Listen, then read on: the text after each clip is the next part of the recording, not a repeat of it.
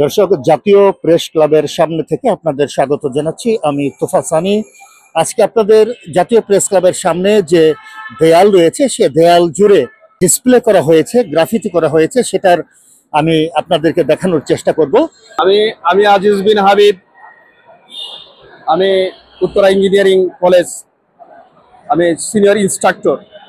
আমি এই রাস্তা দিয়ে যাওয়ার পথে আমি যে জুলাইয়ের যে গ্রাফিকগুলো আমি দেখলাম, এতে আমি উদ্বুদ্ধ হয়েছি। আমি উদ্বুদ্ধ সেই দিনও হয়েছিলাম যেদিন আমার ছাত্রছাত্রীদেরকে আমি বলেছিলাম জুলাই বিপ্লবে অংশগ্রহণ করার জন্য। আজকে সেই আবেগ থেকে আমি আজকের এই ছবি দেখে 1 বছর আগের যে বাংলার যে চিত্র ছিল, সেটা আমার বুকে ধাউ ধাউ করে জ্বলে উঠেছে। আজকে এই জুলাই বিপ্লব যে সনদ সরকার যে ঘোষণা করবে, যে তালবাহানা শুরু করেছে বিভিন্ন রাজনৈতিক দল, কেন তারা একত্র হয়ে এই জুলাই বিপ্লবের সনদ ঘোষণা করে না, সেটাই আমার মনকে ভারাক্রান্ত করেছে। শুধু আমি নয়, বাংলাদেশের 18 কোটি মানুষের মনকে ভারাক্রান্ত করেছে। আদালতের মাধ্যমে প্রকাশ করা উচিত ছিল, বিভিন্ন পত্রিকায়, বিভিন্ন সংবাদ চ্যানেলে এই বিচারগুলা করা কথা ছিল। আজকে আমরা এই ছবিগুলা দেখিয়ে আমরা সরকারকে সচেতন করতে চাই। আমরা এই জুলাই সনদ ঘোষণার জন্য সরকারকে আমরা এই ছবিকে দিয়ে বুঝাতে চাচ্ছি যে এই মাসের ভিতরে জুলাই সনদ ঘোষণা করতে হবে। এটাই আমাদের আশা, এটা বাঙালি জাতি গোষ্ঠীর প্রাণের দাবি এবং বাঙালি জাতি গোষ্ঠীর মনের দাবি। তাই 18 কোটি মানুষের এই আশাকে হতাশা করে, আশান্বিত করে, বাঙালি জাতি গোষ্ঠীর আশাকে জাগ্রত করে এবং এই স্বৈরাচার পতিত সরকারের বিচার করে, এই জুলুমের বিচার করে, এবং জুলাই বিপ্লবের যে সনদ ঘোষণা করে বাঙালি জাতি গোষ্ঠীর মনের আশাকে পূর্ণ করবে, সেই আশা ব্যক্ত রেখে আমি আমার এখানে বক্তব্য শেষ করছি। বাংলাদেশ জিন্দাবাদ। এখানে আরেকটি ভেন্যুতে আমরা দেখতে পাচ্ছি গুম, খুন, ধর্ষণ, যেমন তনু ধর্ষণ, সাগররণী, বিশ্বজিৎ, আবরার, মেজর সিনহা, সুবর্ণচরে গণধর্ষণ থেকে শুরু করে বিভিন্ন গুম, খুন এবং ধর্ষণের কিছু দৃশ্য এখানে ফুটিয়ে তোলার চেষ্টা করা হয়েছে। এবং এখানে কিছু অস্ত্র, দেশীয় অস্ত্র থেকে শুরু করে এখানে কিছু মাদক সেবনের কিছু সরঞ্জাম, হকি স্টিক, লোহার রড, লাঠি, চাপাতি, হাতুড়ি, পিস্তল, হেলমেট, মদের বোতল থেকে শুরু করে এবং চুরি, ভাঙা কিছু চুরি, এগুলো দিয়ে কিন্তু এখানে বোঝানো হয়েছে।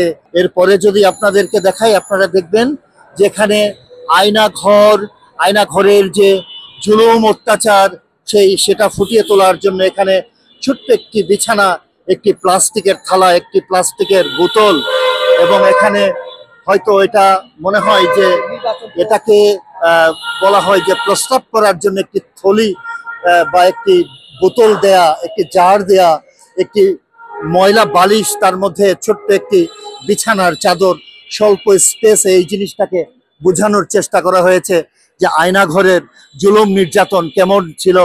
সেই সাথে আমি যদি আপনাদেরকে দেখাই, আপনারা দেখবেন যে একটু টর্চার সেল, সেই টর্চার সেলের দৃশ্যটা এখানে ফুটিয়ে তোলার চেষ্টা করা হয়েছে। টর্চার সেলে যে সমস্ত জিনিস, কাঠের হাতুড়ি, পিস্তল, প্লাস, সারাস, করাত, বিভিন্ন ধরনের বিভিন্ন ধরনের লাঠি থেকে শুরু করে বিভিন্ন ধরনের সরঞ্জাম এখানে ডিসপ্লেতে আনা হয়েছে। এটা হচ্ছে রক্তে রাঙা জুলাই, মাতৃভূমি অথবা মৃত্যু।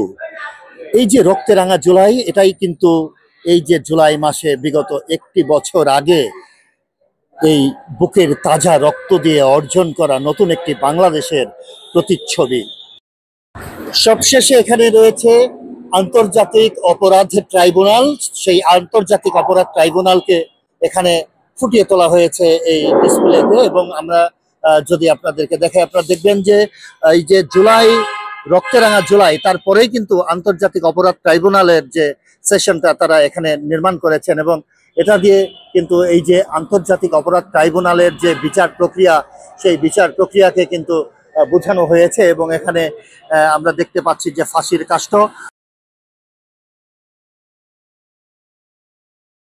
দর্শক, আমি প্রথম থেকে দেখানোর চেষ্টা করলাম যে এখানে কি কি আয়োজন রয়েছে এই রক্তরাঙা জুলাইকে বোঝানোর জন্য।